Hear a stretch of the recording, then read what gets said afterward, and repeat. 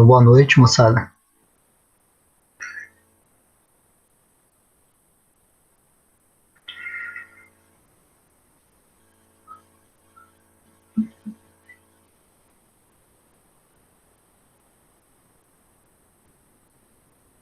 Beleza. Só falta o Júnior escrever aí, boa noite.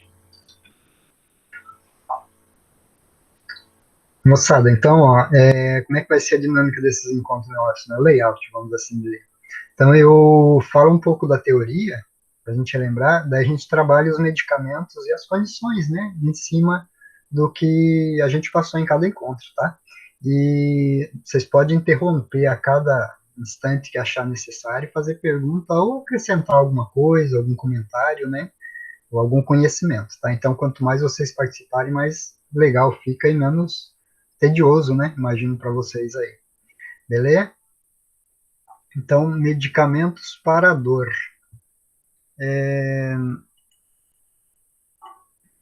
Vocês já tomaram medicamento para dor? Sim, Hum. E o que é que costuma usar para dor? Qualquer tipo de dor, tá?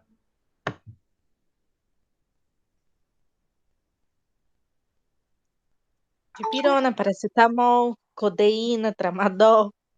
Eita, isso mesmo, todos eles são para dor.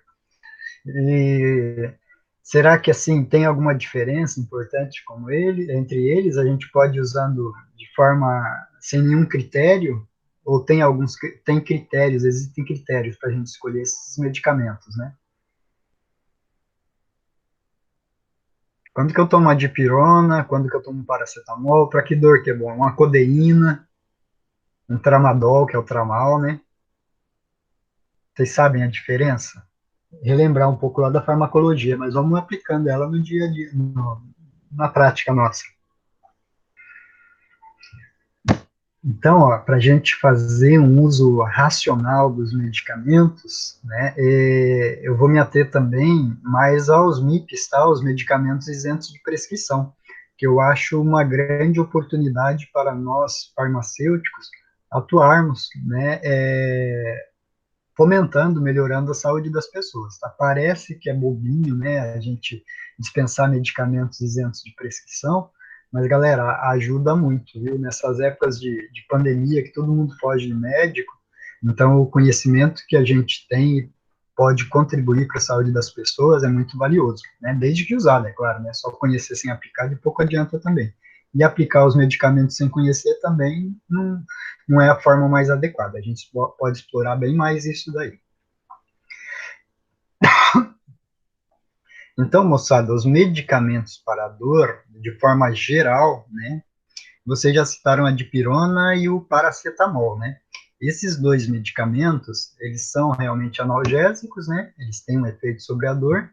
E outra coisa também, eles têm aquele componente, né? Principalmente a dipirona e o paracetamol, de serem antitérmicos, tá? E eles pertencem ao grupo dos anti-inflamatórios não esteroidais, né? Só que esses dois, e colocando um terceiro, que é o ibuprofeno, eles pertencem ao grupo dos AINES, dos anti-inflamatórios não esteroidais, mas a dipirona e o paracetamol, a questão de agir na inflamação, no processo, né, nos 4 sinais da inflamação, eles não são tão eficazes. Já o ibuprofeno, esse efeito anti-inflamatório, além do analgésico e antitérmico, ele vai ser dose dependente. Então, quanto maior a dose do ibuprofeno, mais efeito anti-inflamatório tem. Tá? E a inflamação, né, como sabemos, ela contribui para aumentar a percepção que a pessoa tem da dor. Né? Então, uma região inflamada, ela vai apresentar-se mais dolorida, né? Então a dor vai estar presente, tá? É um sinal também de inflamação a dor, né? Dor, rubor, calor e edema. Então, vamos entrar aqui diretamente. Aqui são as referências. Vocês receberam esse material? Sim, Então, beleza. Fica mais fácil acompanhar, então. Tá? Então, essas aí são as referências.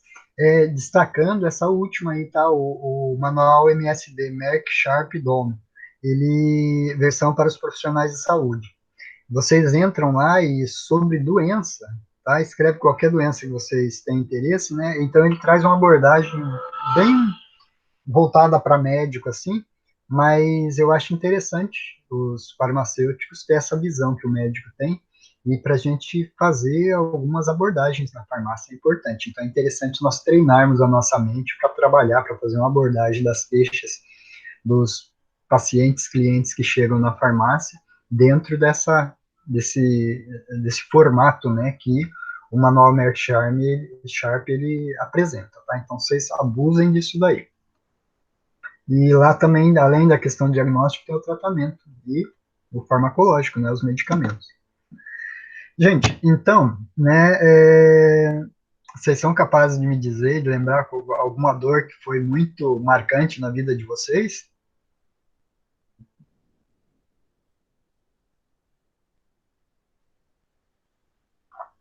Ou todo mundo não teve muito uma dor tão forte?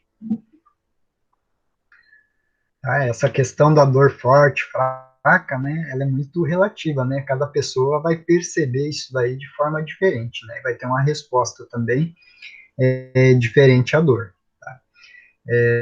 Então, o perfil da pessoa, né, psicológico principalmente, ele influencia bastante na percepção da dor. Tá? Mas tem algumas dores que são universais, né, que vão acontecer querendo ou não, né, apertar o dedo na porta do carro, por exemplo, né, isso daí provoca uma dor em qualquer pessoa. E queimadura também é um outro exemplo de dor, né, e as dores decorrentes de processos inflamatórios, infecciosos, né, que nem a dor de cabeça, dor de garganta, um furúnculo, né, que supura, então tudo isso provocador, tá? Então, a dor, então, ela vai ser essa experiência, né, desagradável, né, que geralmente ela tem uma função fisiológica que é afastar a gente da causa de algo que está provocando essa dor. Então, estímulos físicos, químicos, biológicos, mecânicos, então isso daí pode desencadear uma resposta nociva para o corpo. E é óbvio que o corpo vai reagir, né, de forma reflexa, muitas vezes, para se afastar, para eliminar, para minimizar a causa dessa dor, tá? E a dor, então, ela vai ser dividida em nociceptiva e a neuropática, tá? Então, essa nociceptiva vai estar relacionada, né, ela vai acontecer quando nós estimulamos diretamente as terminações, né, nervosas que são responsáveis pela percepção da dor. Né? Então, os receptores, né, da dor, e eles estão presentes, né, nos tecidos de forma bem difundida, bem espalhada. Apesar que cada tecido apresenta uma quantidade, uma densidade, vamos assim dizer, diferente de receptores da dor em relação aos outros. Né? Então, vamos uma dor, uma pancada, uma picada de inseto quando ela acontece nas costas, por exemplo, né, e vem a provocar uma irritação, uma inflamação posteriormente, né, vai ter um certo grau de dor.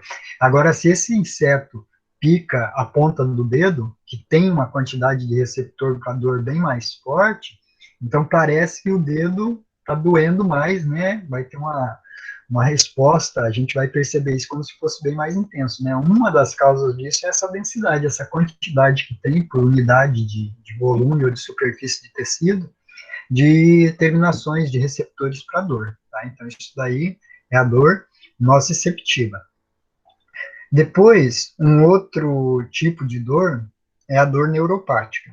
É importante a gente saber esses tipos de dor, galera, porque uma hora ou outra na vida da gente nós podemos ter, né, algum desses tipos de dor. A neuropática é menos frequente, tá? A nociceptiva é essa que todo mundo já experimentou, de maior ou menor intensidade. Já essa dor neuropática, ela é decorrente de uma alteração, né, no transporte, né, desses sinais, na viagem desses sinais, desde o local, né, em que está ocorrendo o estímulo até o sistema nervoso central, né, lá no córtex principalmente, que é onde é processada a informação e traduzida como se fosse dor, né? Então, a dor, desde onde acontece o estímulo até a percepção dela no córtex, então nós temos toda uma via neuronal que ou que dois ou mais neurônios participam disso. Então, se eu estimular o receptor, eu vou ter uma dor nociceptiva. Agora, se o nervo apresenta alguma disfunção, né, ele se despolariza com mais facilidade, né, então ele vai ser ativado de forma anormal, nós podemos também sentir dor mesmo não tendo um estímulo do receptor, né, que vai estar na ponta dessa via de transmissão. Então, esse tipo de dor, que o problema está na condução, no nervo, né, então ela é chamada de dor neuropática. Só para ilustrar, vamos ver uma dor neuropática que vocês possam ter. Diabetes, né? Diabetes, nessa altura do curso, vocês já falaram bastante. Então, os pacientes com diabetes crônico, né, principalmente diabetes tipo 2, que está fora de controle por muito tempo, os níveis glicêmicos e o mecanismo fisiopatológico da hiperglicemia, decorrente da hiperglicemia, eles vão provocando lesões nos nervos, né? Então, um diabético, ele começa a sentir dores em várias regiões do corpo, tá? Decorrente dessa lesão, dessa alteração que acontece nas fibras nervosas que transmitem, né, os sinais relacionados à dor. Tá? E a pessoa, então, vai ter essa dor difusa, né, essa dor espalhada, aí, sem saber determinar qual local. Então, isso seria um exemplo de dor neuropática. Uma outra classificação que a gente pode fazer também em relação ao tempo, né, dor aguda e crônica, né, então essa dor aguda, geralmente é uma dor que dura até 2 semanas, né, depois disso nós entramos lá na dor subcrônica e crônica, tá, que é um período de tempo maior. E essa dor aguda, no balcão da farmácia, né, e qualquer pessoa que está sofrendo de dor aguda, ela vai apresentar alguns sinais, né, bem assim, sugestivos de estar com dor. Então, muitas vezes a pessoa chega no balcão da farmácia, você olhando na cara dela, você já percebe que ela está com dor, né, está com aquela face, com aquela cara de sofrimento. Então, a gente já suspeita de dor. E daí nós vamos ter, no caso de uma dor aguda, né, ataque cardíaco, aumento da frequência respiratória e da pressão arterial, pode acontecer sudorese e dilatação das pupilas, né? Então, se vocês forem observar esses 4, 5 sinais, né, que o aumento da frequência respiratória e da PA a gente pode colocar como 2, eles são decorrentes do estímulo da hiperatividade do sistema nervoso simpático, né? Então, a descarga adrenérgica acontece daí no caso de uma dor aguda, muito intensa. E nós vamos verificar isso daí, a gente pode perceber isso aí lá com o paciente nosso.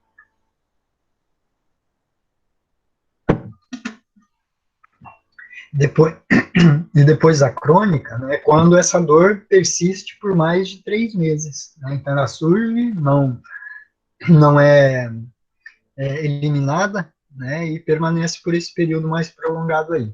Ou então, é uma dor, né, que acontece 1 mês depois que iniciou uma dor aguda, né, e essa dor não melhorou, né, e teve essa causa inicial. Então, nós vamos ter daí, se ela perdurar por mais de 1 mês, a gente vai classificá-la como dor crônica também. Tá? E daí, nesse caso, nós não vamos ter os sinais característicos de hiperatividade simpática. Tá? Então, ela vai ter outros sinais, como a fadiga, a perda do libido, a perda de apetite, depressão, emagrecimento. Né? Então, tudo isso daí é decorrente desse tipo de dor.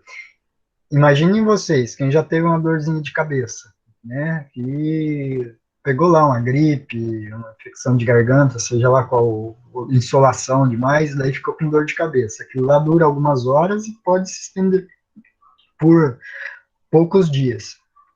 Mas a gente já fica bem irritadiço, né, a gente já fica bem, o nosso humor já se altera bastante. Agora, imagine uma pessoa com 3 meses ou mais, né, 6 meses, 1 ano com dor. Né? Quem tem problema de coluna, por exemplo, tem essa dor direto. Né?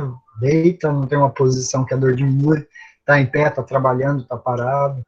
e a dor continua, né? Ficar com isso por 3 meses, então, realmente é uma situação de bastante angústia, de bastante sofrimento. E é interessante quando vocês estiverem, quem já está no balcão da farmácia, nós sempre nos colocarmos no lugar da pessoa, do paciente que está chegando ali com alguma queixa de dor. Né? Muitas vezes a gente fala, nossa, que pessoa antipática, que pessoa muito azeda, né? Mas a gente não sabe o que ela está sentindo, né? Até conversar com a mesma. Né? Então, muitas vezes, uma boa parte das pessoas que chegam à farmácia é por causa de dor. E se a dor for crônica, então, minimiza um pouco essa impressão desagradável que a gente tem do paciente, da pessoa, né? Porque a dor provoca essas alterações. E a dor crônica, daí eu coloquei aí algumas causas, né, que está lá no Manual Merck, né? Então, vamos ter o câncer, que dá um dos piores tipos de dor, artrite, né, artrose também, tá, que é o desgaste, a perda da cartilagem das articulações, daí osso, encostando em osso, isso aí gera muita dor. O diabetes, que a gente já falou, né, decorrente da lesão neurogênica. Depois, ali, lesões, hernia de disco, rompimento de ligamento, muitas doenças, né, como a dor neuropática, fibromialgia, as dores de cabeça, né, as cefaleias crônicas também. Nesse caso aí, gente, a dor, o estímulo, ele é tão constante, né, e por muito tempo, que a gente pode dizer que as fibras nervosas do trajeto, né, desde a geração do estímulo até o córtex, até o sistema nervoso central, elas se adaptam a essa condução, né, elas se despolarizam com muita facilidade e a dor, mesmo depois de removendo a causa, a fibra nervosa ela continua enviando esse sinal doloroso para o sistema nervoso central. Né? Daí, uma das características da dor crônica. É importante nós sabermos isso, porque tem alguns medicamentos que agem justamente nesse aspecto fisiopatológico da dor.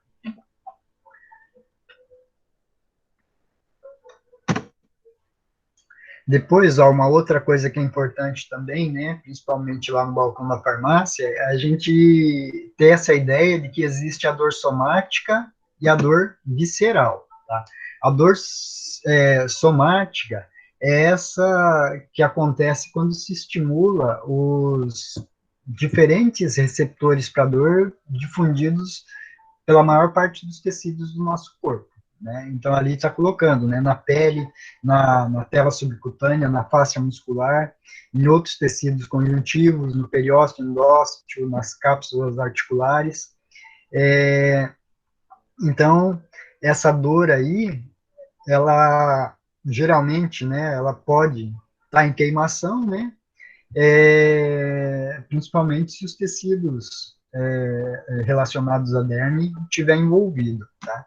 E depois nós temos esse outro tipo de dor, que é a dor visceral, tá? Então, o próprio nome já sugere, né, que é uma dor que envolve, né, as vísceras e o tecido conjuntivo, aquelas membranas que envolvem essas vísceras, tá?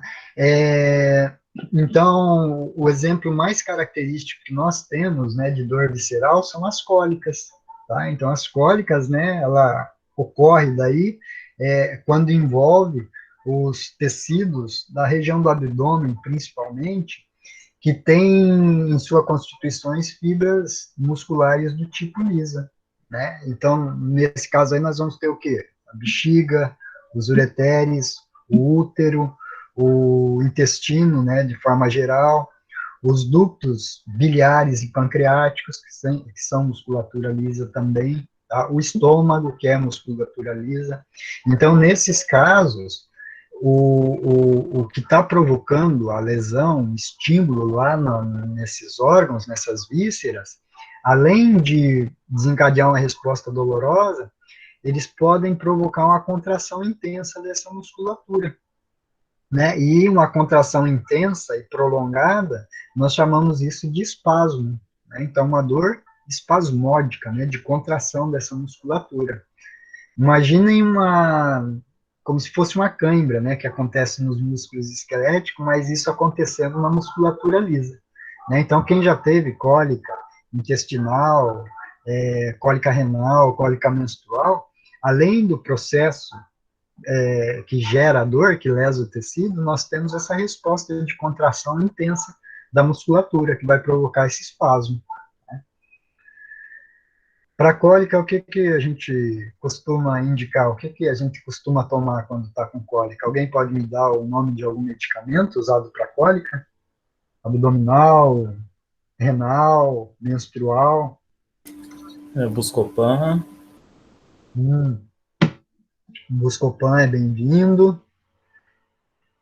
Né? Então, o Buscopan, Júnior, e demais pessoas, né, no site, no encontro, o que, que ele tem na fórmula dele?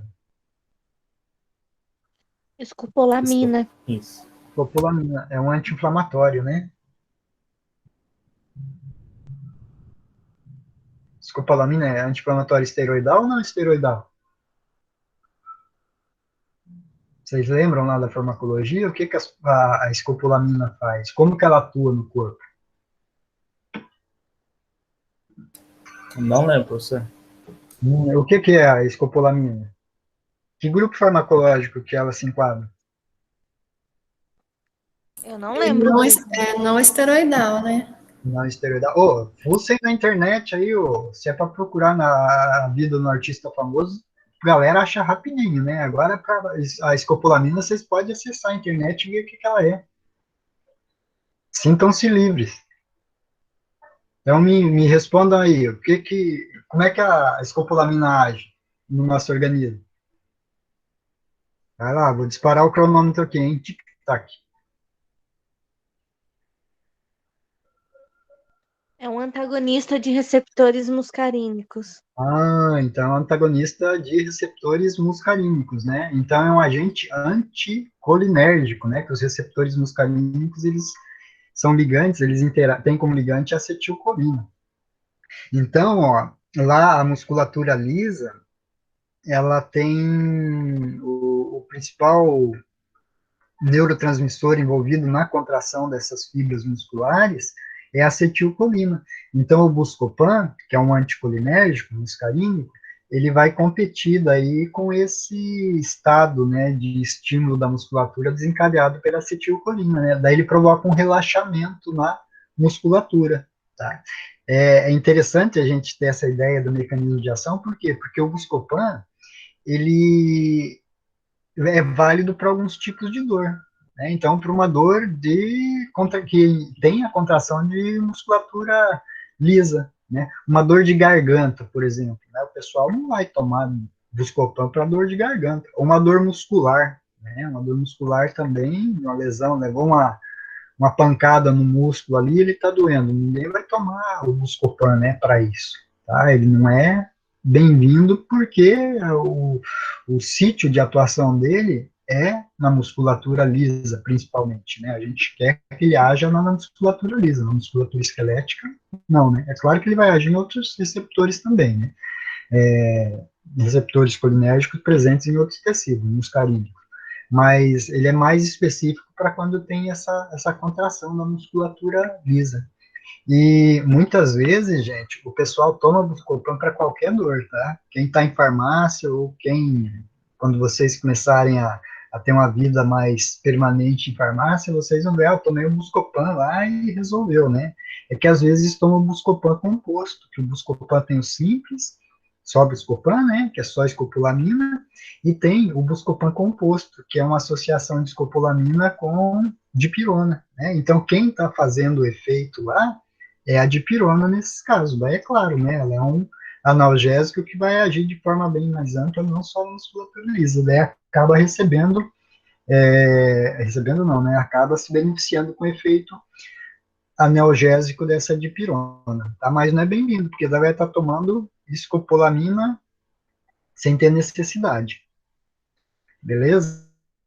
Então, tá? Então, para quando tiver cólica, tá? Um agente antiespasmódico, né? Que geralmente são anticolinérgicos muscarínicos, são bem-vindos nessa situação. Depois aqui eu já falei um pouquinho, né, dessa dor neuropática. Então é quando nós temos, né, uma lesão, né, uma disfunção do sistema nervoso periférico ou central, tá? Ao invés do estímulo dos receptores da dor.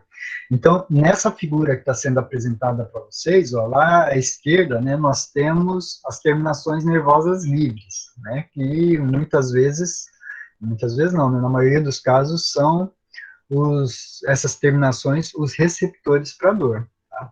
E na outra extremidade ali, à direita, né, o desenho de um corte transversal da medula espinhal, nós temos aquelas duas setinhas azuis subindo para o cérebro, né, onde é processado a informação da dor. Tá? Então, nós temos uma parte, né, que vai até o gânglio ali, ó, que tem as duas bolinhas no meio, né, que representa o corpo dos neurônios. Então, nós temos esse gânglio aí, né, dorsal da medula. Então, entrando na medula, nós já temos a primeira sinapse.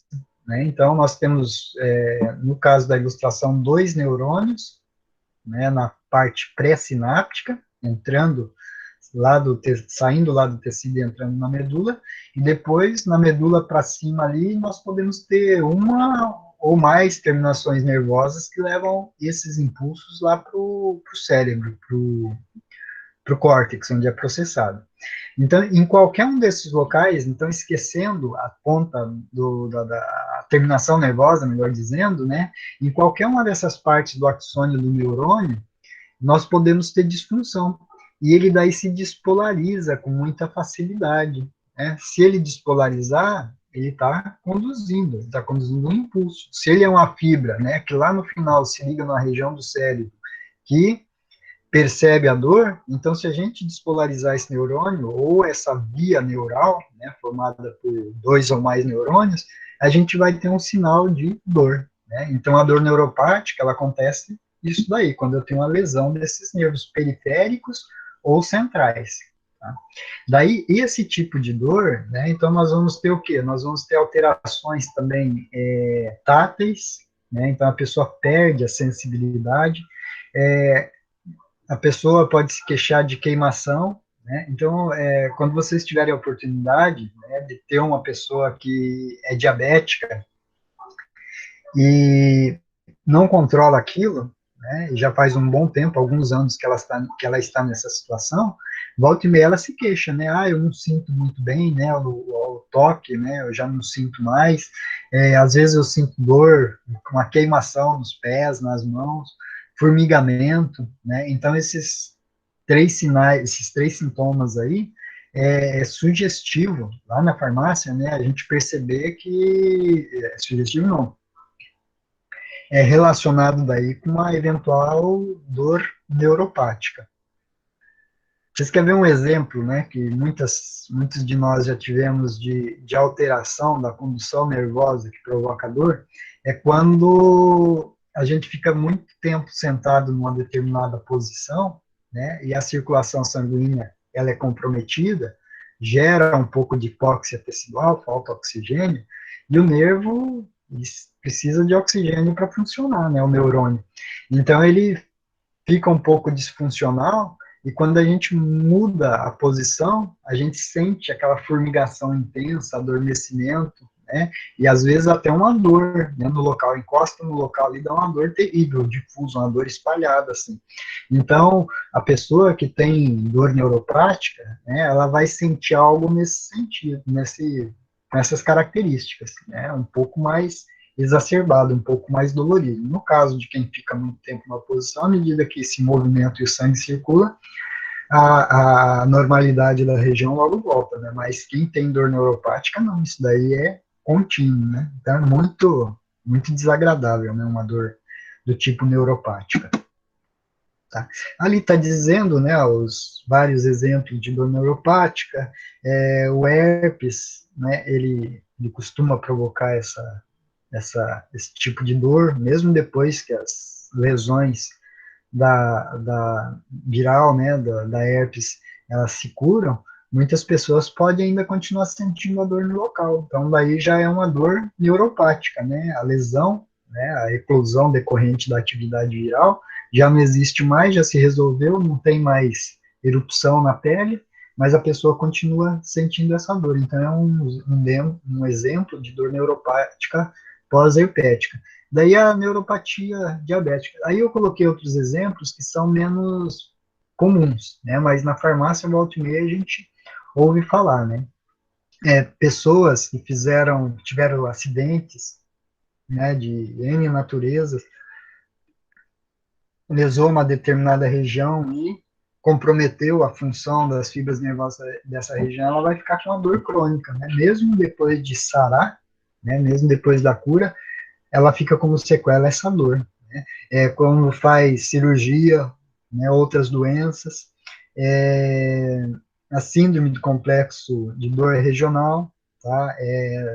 Tá relacionada, né, com procedimentos cirúrgicos, a síndrome da dor do membro fantasma, né, pessoas que fazem amputação de membros, né, mesmo depois, né, que retirou o membro ali, ela continua percebendo aquela dor como se estivesse no membro, que já não está mais no local, né, então ela tira o membro e fica com a dor. Olha que situação mais danadinha, né, mais desagradável, é uma dor neuropática essa daí. O nervo, ele aprende a conduzir aquela informação e depois fica difícil para desaprender isso daí. E para continuar aqui, né, vamos falar rapidinho sobre a transmissão e modulação da dor. Tá? Eu já falei bastante, né, mas ó, pegando essa imagem, ela está mais completa, então nós vamos ter mais de 2 neurônios envolvidos nisso, porque a ideia que a gente tem é que do sistema nervoso central como um todo, né, a gente estimula um receptor, né, ou uma terminação nervosa periférica, né, e esse estímulo ele tem uma via só, né, ele só sobe, ele só vai para o sistema nervoso central, ele só vai lá para o córtex para se perceber a dor, para a gente traduzir isso como dor. Mas existem vários outros neurônios, né, ou feixes nervosos que podem aumentar ou diminuir essa percepção da dor. Tá? E nesses neurônios, né, e nas terminações nervosas, nós vamos ter várias substâncias que podem também aumentar essa percepção que nós temos da dor, a intensidade da dor. Tá? Mas é interessante a gente lembrar que nós temos mecanismos endógenos mesmo, né, feixes neurais, redes, né, de neurônios que suprimem essa dor também.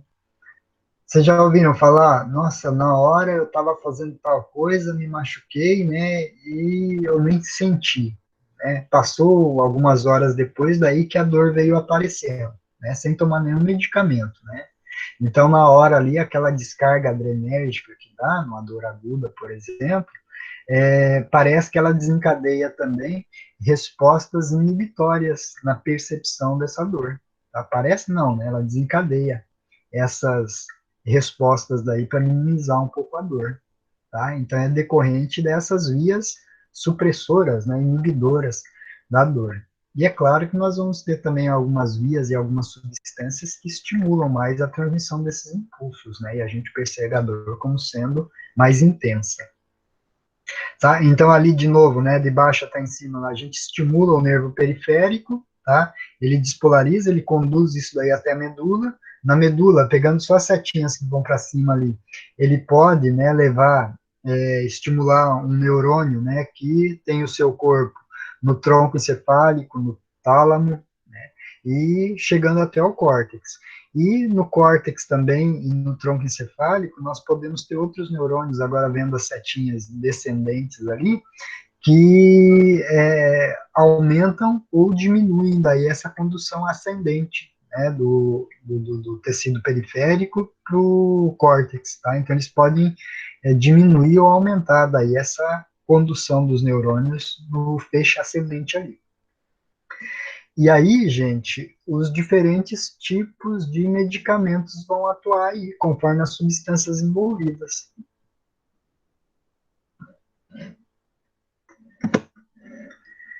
Tá? Então, essa modulação da dor, ela pode ser tanto positiva quanto negativa. Se é positiva, né, ela aumenta a percepção da dor. E se ela for uma modulação negativa, ela vai inibir a percepção da dor. Né? Então, ali, ó, tem várias substâncias que podem aumentar, que podem potencializar, que podem modular de forma positiva a percepção da dor. Né? A principal, né, quando eu fiz a pergunta lá no começo, falaram paracetamol e dipirona, tá? Porque elas vão trabalhar naquela cascata inflamatória lá, né, na síntese dos mediadores, das prostaglandinas. Tá? Então, essas prostaglandinas, num certo grau, elas vão provocar um aumento da sensibilidade à dor, além de gerar os fenômenos da inflamação. Tá? E além disso, tem várias outras substâncias, né? Então, ali, a substância P, a neurocimina A, as prostaglandinas, serotonina, a própria adrenalina, bradicinina.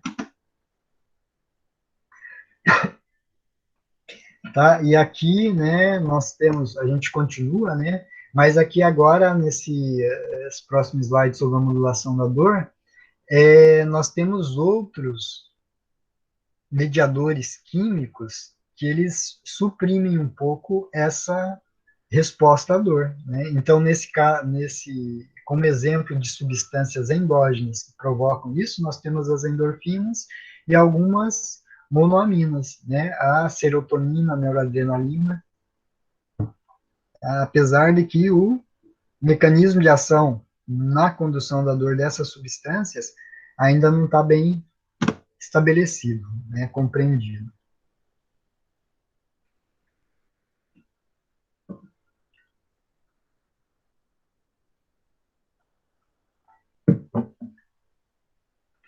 Quando eu tenho uma queimadura, por exemplo, o que vocês poderiam estar usando, né, de imediato, né, nos primeiros minutos após ter uma queimadura, independente da causa, né, uma queimadura por calor. O que seria interessante estar usando, gente, na farmácia? Qual medicamento? Em casa? O que vocês fariam para tentar minimizar a dor? Porque dor de queimadura, cá entre nós, é uma das mais intensas que tem.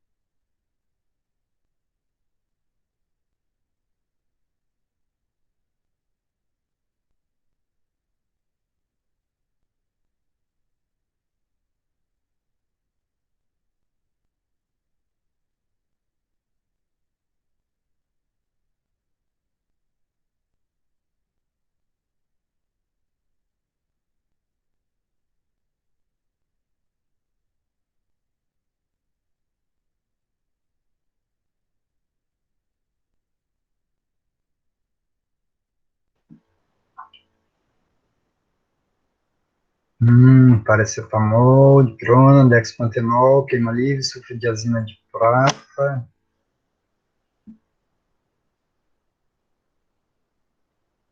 Vamos pegar um outro tipo de dor também.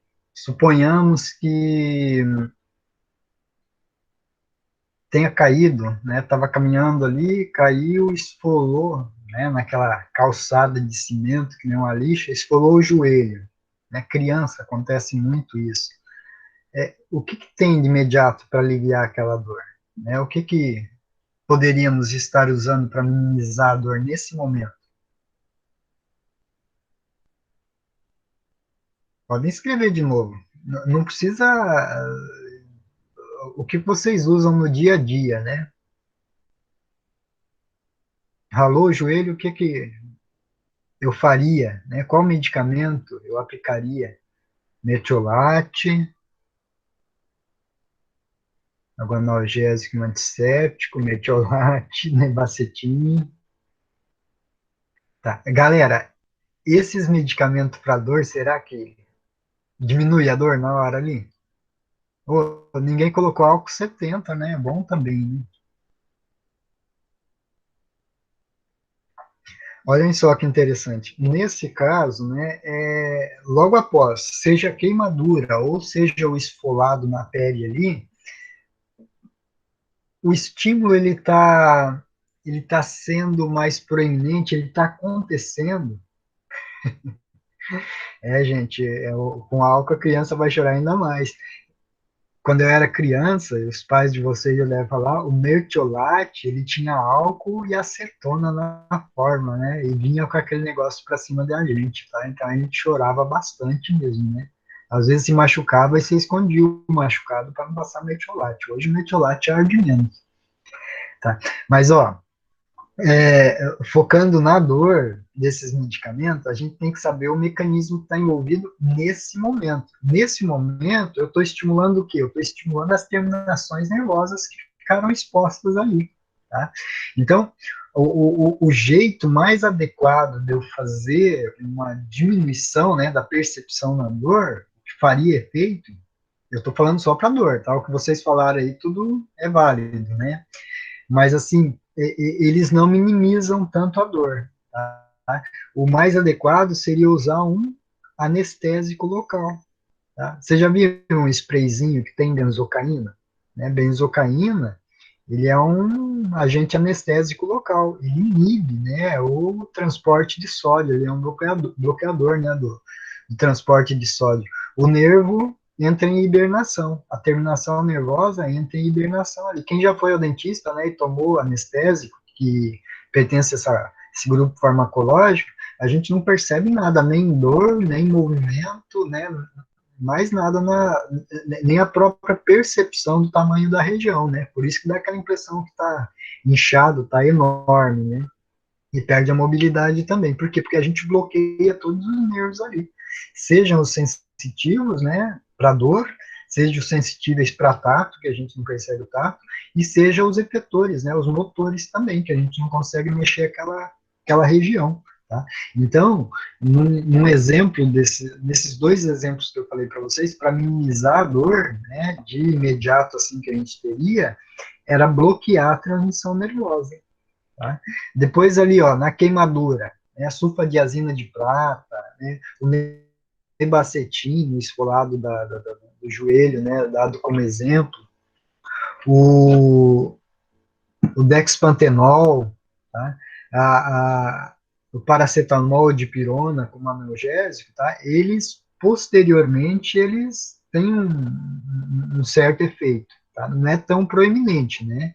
Mas eles vão ter um efeito sim, mas nesse momento imediato, o que bloquearia essa sensação de dor seria um anestésico tópico ali, tá? Tem um spray hoje que tem antisséptico na forma, tá? Spray antisséptico chama, que é do laboratório Hertz. Aquele lá ele tem, né, um antisséptico, né, que é bem-vindo também para prevenir, para inibir, né, eventuais micro-organismos que tenham acesso a esse tecido que está exposto ali e provoquem uma infecção posteriormente, tá? E tem daí a benzocaína, que é um anestésico. Daí, na hora da mordidinha, mas logo passa, né? Justamente por bloquear a transmissão nervosa nessa região. Tá? E queimadura, gente, é uma dor tão intensa, que nós temos que considerar, e os esfolados, né, as lesões na pele, independente da causa, se for física, no caso do esfolado, ou pelo calor, né, no caso da queimadura, se for uma região muito extensa, haja produto, né, haja pomada, haja spray solução, para a gente estar passando nessa área mais ampla. Tá? Quando a dor é muito intensa, né, e não temos como bloquear, se a pessoa, uma queimadura de todo o braço, por exemplo, a pessoa não corre na farmácia para tratar isso aí, geralmente já vai direto para pronto-socorro, pronto atendimento, né? E lá, o médico, ele dá um derivado da morfina, né, um opiáceo, um opioide daí, por quê? Porque agora ele vai diminuir a condução nervosa dessas terminações da dor, mas não em nível periférico, mas em nível de medula de sistema nervoso central, tá? Porque nós temos receptores, né, para as endorfinas, que são esses mediadores endógenos, internos, da dor, que inibem a dor, que inibem a transmissão, né, dos impulsos nervosos da dor. Nós temos esse grupo de medicamentos que eles atuam nesses receptores, né, relacionados ao transporte, à modulação da resposta da dor. Né? Então, quando são lesões muito intensas, uma dor muito intensa, daí nós já temos que partir para um mecanismo mais generalizado, né, lá no sistema nervoso central, para tentar minimizar isso daí. Tá bem? Deixa eu voltar para a apresentação aqui.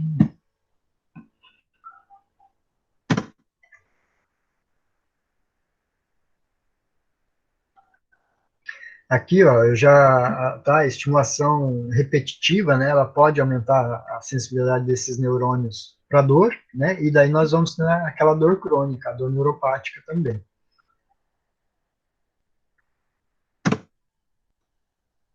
No que se refere à dor, gente, nós temos dois tipos de fenômenos, tá? Então, nós temos essa alodinia, né, uma resposta dolorosa a um estímulo não doloroso.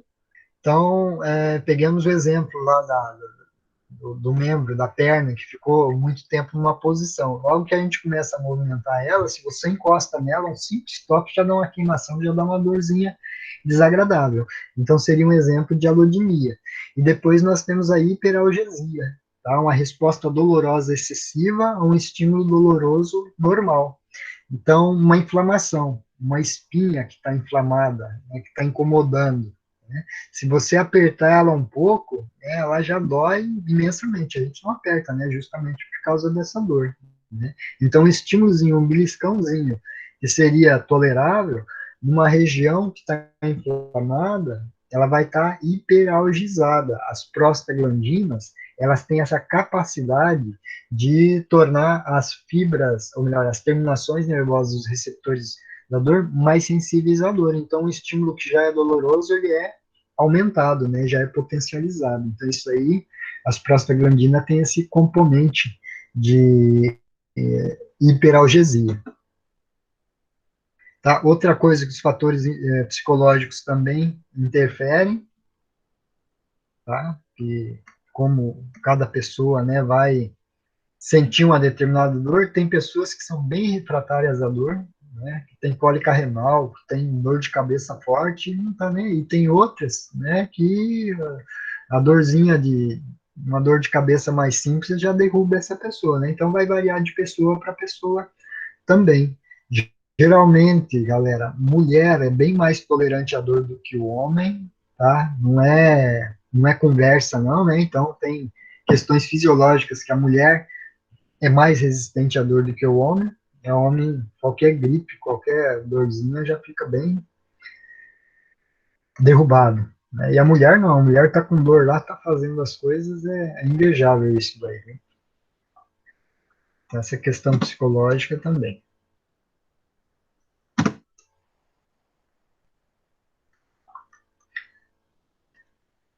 Então, galera, medicamentos para dor. Tá? Já vou, isso daí está nos slides lá embaixo, depois do caso aqui. Mas, ó, eles podem agir, tá? No primeiro neurônio ali, ó, tá? Que tem a terminação nervosa. Tá? Então, o que, que nós vamos ter agindo nessa primeira, na setinha, no rainho ali amarelo, né? Que é o estímulo periférico. Tá? Nós vamos começar com os anestésicos locais, né, que bloqueiam os canais de sódio do neurônio, né, ele não vai transmitir.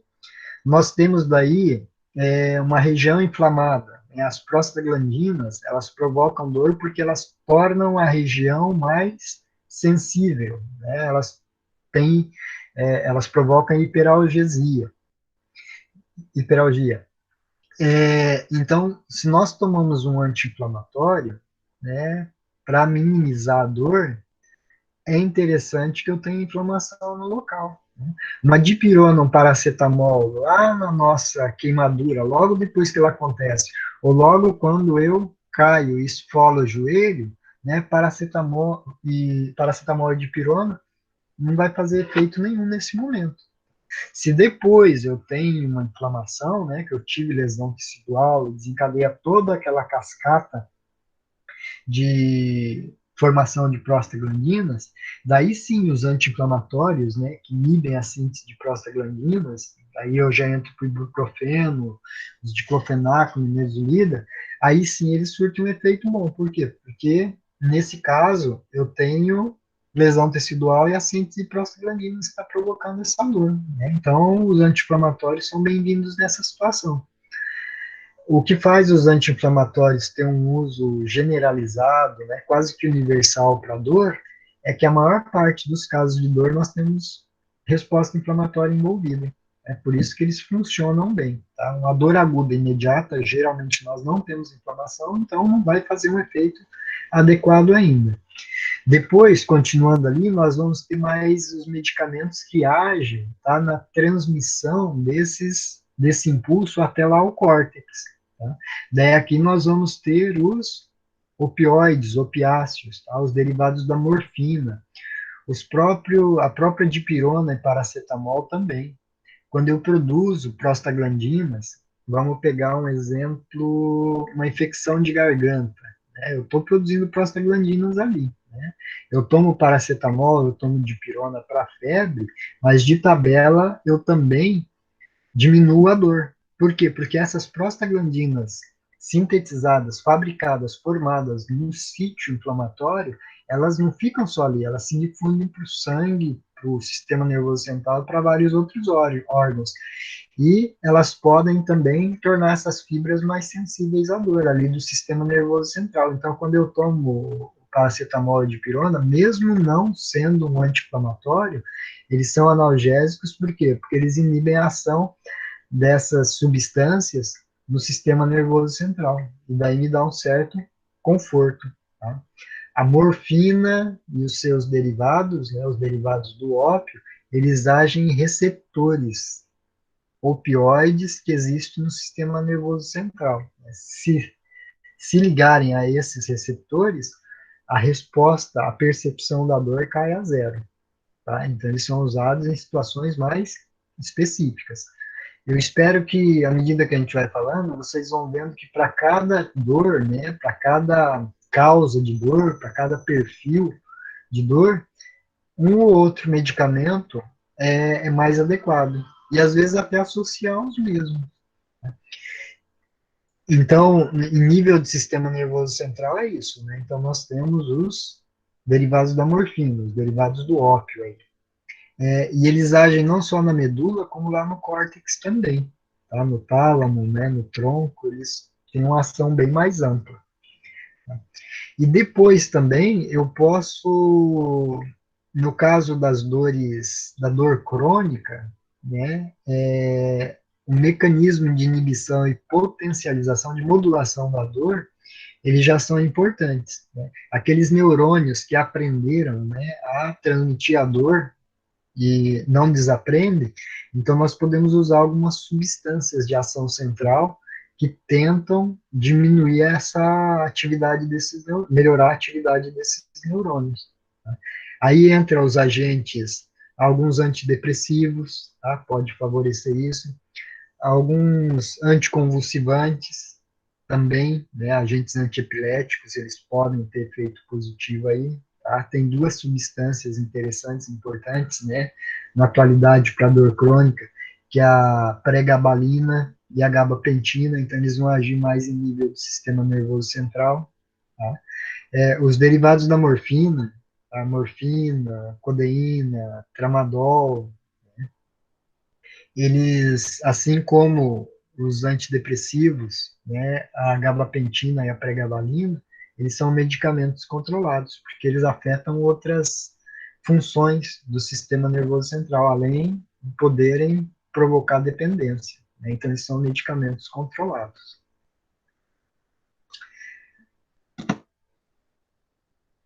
Então, os medicamentos para dor, a gente selecionar um medicamento para dor vai estar, a gente tem que conhecer bem, né, o que está provocando essa dor, ter uma ideia muito boa que está provocando a dor para fazer o uso dele de forma adequada.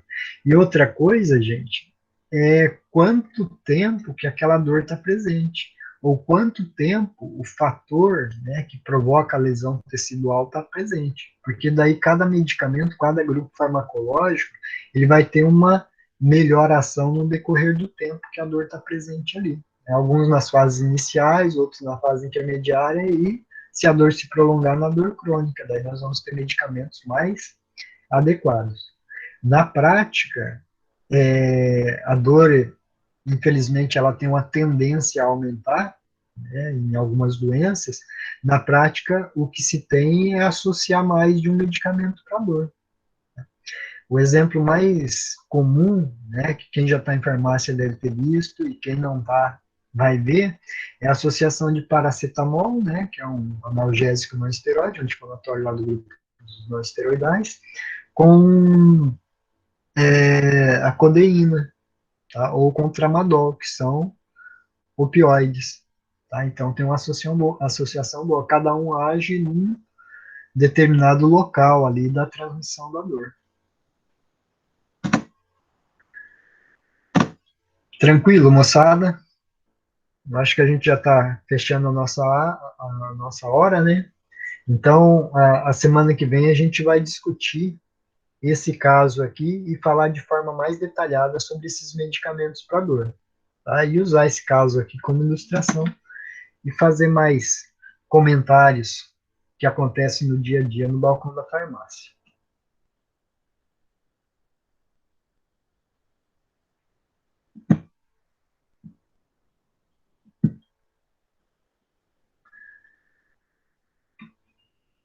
Beleza, gente? Então, boa noite a todos. Alguma dúvida? Desculpa. Alguma pergunta, algum comentário?